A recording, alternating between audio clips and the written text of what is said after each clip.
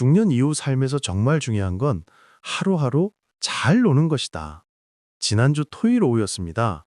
공원 벤치에 앉아 있는 한 남성분을 보았습니다. 60대 중반으로 보였습니다. 양복을 단정하게 입고 계셨는데 표정이 묘하게 공허했습니다. 다가가 인사를 건넸더니 한숨을 쉬며 말씀하셨습니다. 선생님, 저는 평생 성실하게 살았습니다.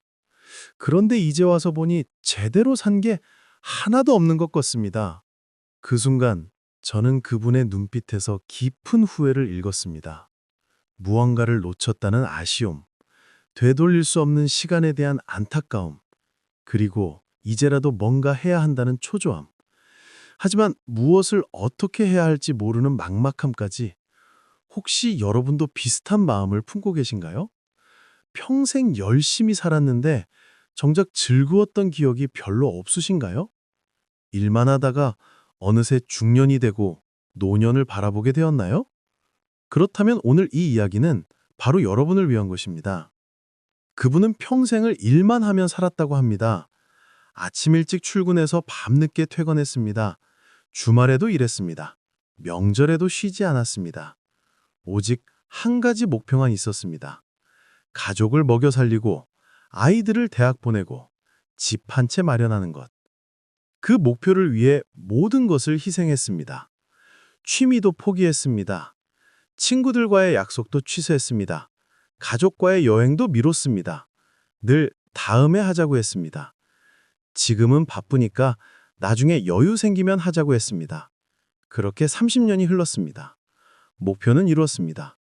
아이들은 대학을 졸업하고 취직했습니다. 집도 장만했습니다. 빚도 다 갚았습니다. 이제야 여유가 생겼습니다.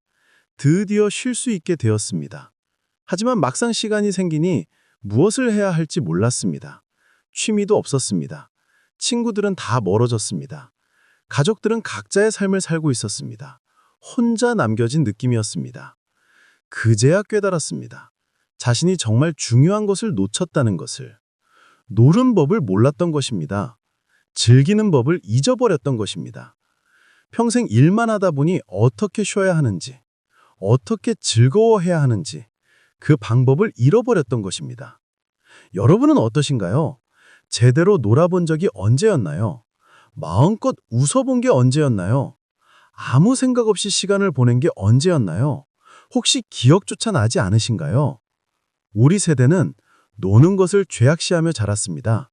놀면 안 된다고 배웠습니다. 열심히 일해야 한다고 배웠습니다. 성실함이 미덕이라고 배웠습니다. 그래서 평생을 일만 하며 살았습니다. 하지만 이제 깨달아야 합니다. 인생에서 노는 것도 중요하다는 것을. 아니, 중년 이후에는 노는 것이 더 중요할 수도 있다는 것을. 왜냐하면 이제 우리에게 남은 시간이 많지 않기 때문입니다. 한 여성분의 이야기입니다. 50대 후반에 남편을 여의었습니다. 남편은 평생 일만 했습니다. 은퇴하고 1년 만에 세상을 떠났습니다. 제대로 쉬어보지도 못하고 떠났습니다. 장례를 치르며 그분은 깨달았습니다.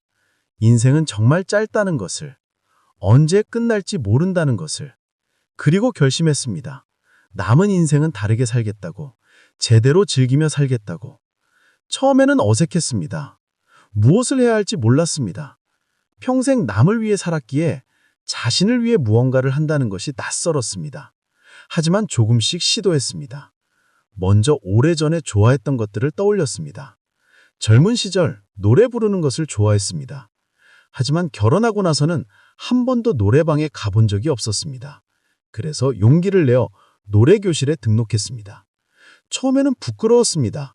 이 나이에 무슨 노래냐고 생각했습니다. 하지만 막상 가보니 비슷한 나이의 사람들이 많았습니다. 모두들 즐겁게 노래 부르고 있었습니다. 그분도 조금씩 목소리를 내기 시작했습니다. 노래를 부르니 기분이 좋아졌습니다. 스트레스가 풀렸습니다. 무엇보다 살아있다는 느낌이 들었습니다. 오랜만에 웃음이 나왔습니다. 그 후로 그분의 삶은 달라졌습니다. 노래교실뿐만 아니라 다양한 것들을 시도했습니다. 등산 모임에도 나갔습니다. 서예를 배우기도 했습니다. 친구들과 여행도 다녔습니다. 무엇보다 달라진 것은 마음가짐이었습니다. 이제는 매일 아침이 기대됩니다. 오늘은 무엇을 할까 설렙니다. 일주일 계획을 짜는 것도 즐겁습니다. 삶에 활력이 생겼습니다. 그분은 말합니다. 진작 이렇게 살 걸 하는 후회가 든다고. 하지만 지금이라도 깨달아서 다행이라고. 남은 인생을 제대로 즐기겠다고 합니다. 노는 것이 무엇일까요? 많은 분들이 오해합니다. 노는 것은 게으른 것이 아닙니다. 방탕한 것도 아닙니다. 노는 것은 자신을 위한 시간을 갖는 것입니다. 즐거움을 추구하는 것입니다. 삶을 음미하는 것입니다. 어떤 분은 말합니다. 놀 시간이 없다고, 여전히 바쁘다고. 하지만 정말 그럴까요? 시간이 없는 것이 아니라 우선순위가 잘못된 것은 아닐까요? 여전히 다른 것을 먼저 하고 자신을 나중으로 미루는 것은 아닐까요? 중년 이후에는 우선순위를 바꿔야 합니다. 이제는 내가 우선입니다. 나의 행복이 우선입니다. 남을 위해 희생하는 것도 좋지만 자신을 잃어버리면 안 됩니다. 한 남성분은 은퇴 후에도 바빴습니다. 아침 일찍 일어나 운동하고 봉사활동 가고 아르바이트도 했습니다. 하루 종일 정신없이 움직였습니다. 사람들은 대단하다고 했습니다. 부지런하다고 칭찬했습니다. 하지만 그분 자신은 행복하지 않았습니다. 여전히 무언가에 쫓기는 느낌이었습니다. 멈출 수가 없었습니다. 멈추면 불안했습니다. 쉬면 죄책감이 들었습니다. 어느 날 몸이 신호를 보냈습니다. 과로로 쓰러졌습니다. 병원에 입원했습니다. 침대에 누워 천장을 보며 생각했습니다. 나는 왜 이렇게 사는 걸까? 누구를 위해 이렇게 바쁜 걸까? 답은 명확했습니다. 멈추는 것이 두려웠던 것입니다. 아무것도 안 하면 쓸모없는 사람 같았던 것입니다. 무언가를 계속해야 자신의 가치를 증명할 수 있다고 믿었던 것입니다. 하지만 그것은 착각이었습니다. 우리의 가치는 무엇을 하느냐에 있지 않습니다. 존재 자체로 가치가 있습니다. 평생 충분히 일했습니다. 이제는 쉴 자격이 있습니다. 퇴원 후 그분은 달라졌습니다. 스케줄을 줄였습니다. 하루에 한두 가지만 하기로 했습니다. 나머지 시간은 그냥 쉬기로 했습니다. 아무것도 안 하고 그냥 있기로 했습니다. 처음에는 어색했습니다. 죄책감도 들었습니다. 하지만 점점 익숙해졌습니다. 여유를 즐기게 되었습니다.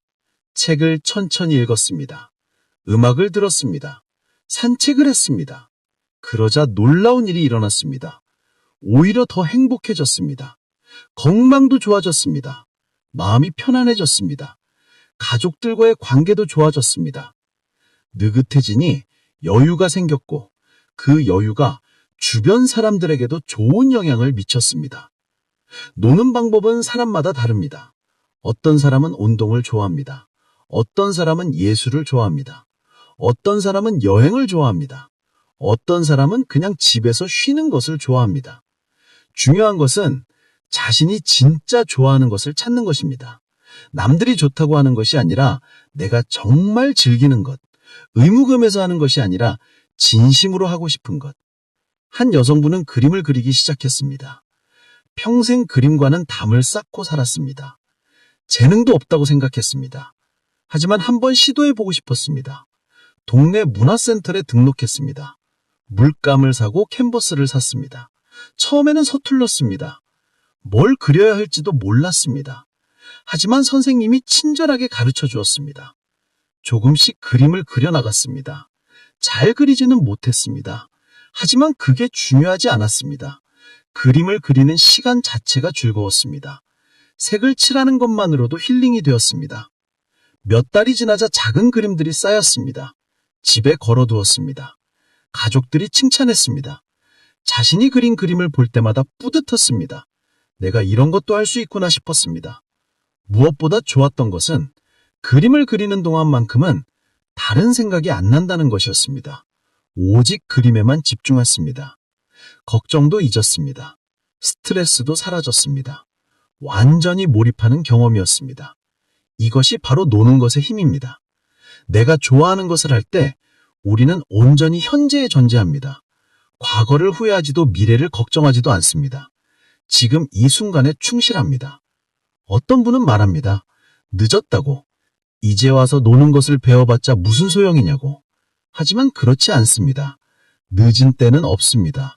지금이 가장 이른 때입니다. 70 넘어서 악기를 배우는 분들이 있습니다. 80에 등산을 시작하는 분들도 있습니다. 나이는 핑계가 될 수 없습니다. 중요한 것은 시작하는 용기입니다. 한 70대 남성분은 65세에 기타를 시작했습니다. 평생 음악과는 담을 쌓고 살았습니다. 하지만 은퇴하고 시간이 생기니 해보고 싶었습니다. 주변에서는 말렸습니다. 이 나이에 무슨 기타냐고.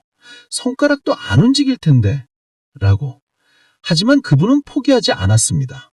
기타를 사고 학원에 등록했습니다. 처음에는 정말 어려웠습니다. 손가락이 말을 안 들었습니다. 코드를 외우기도 힘들었습니다. 좌절할 뻔했습니다. 하지만 꾸준히 연습했습니다. 1년쯤 지나 작은 곡을 칠 수 있게 되었습니다. 2년 후에